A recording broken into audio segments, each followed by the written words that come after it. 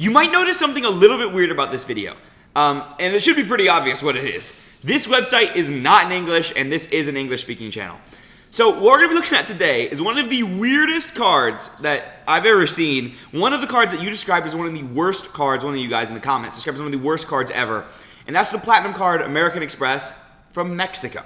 All right, so obviously because I don't speak Spanish, unfortunately, we're going to be translating that to English and having a look.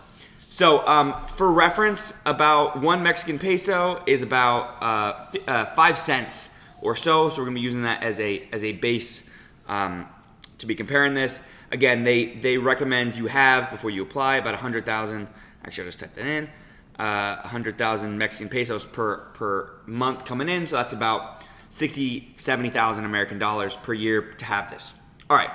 So let's talk about the annual fee, the benefits, and see if this is worth it. Again, a lot of the foreign credit cards for American audiences are absolutely horrendous, and I think this one is kind of going to blow your mind. So let's have a look.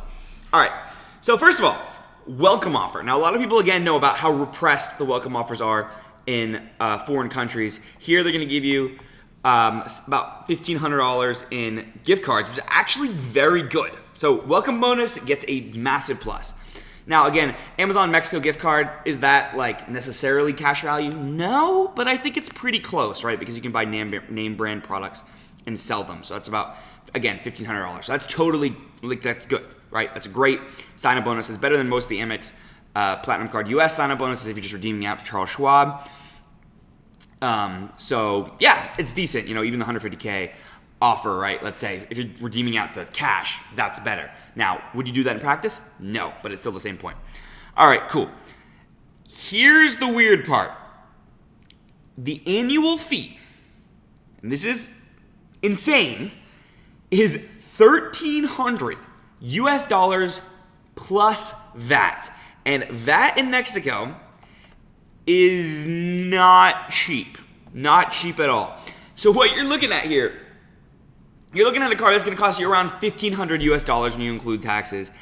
And I love the way they say VAT deferred to 3 months. I mean, that's such like a Bush League benefit. It's just weird for someone making a ton of money that, you know, you're going to want that, right? So this represents like a sizable portion of your income. And even if you're making like this much, I know it's the minimum income, but yeah, that's rough.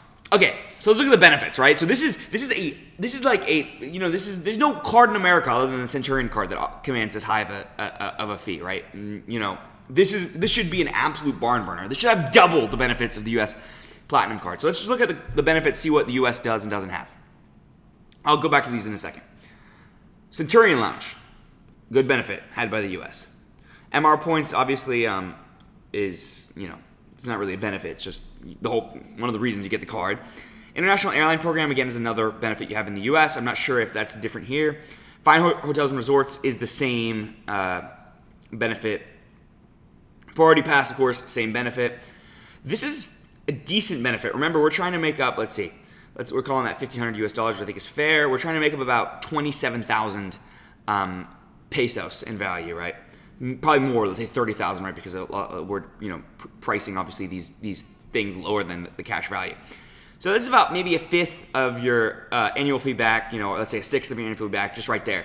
So you get 5,000 pesos a year booking an Amex travel. That's decent. Next, hotel collection. Again, U.S., Fine Hotels Resorts, U.S. 2-to-1 plane tickets. Ugh. I'm very unclear with the actual how this actually works in practice in terms of, can you fly first class? Apparently no, you can only fly tourist, right? So again, how much do you value this at? This is tricky. Like, it's weird. Like, again, this is a cool benefit. Definitely, how much is this worth? Again, mileage absolutely varies.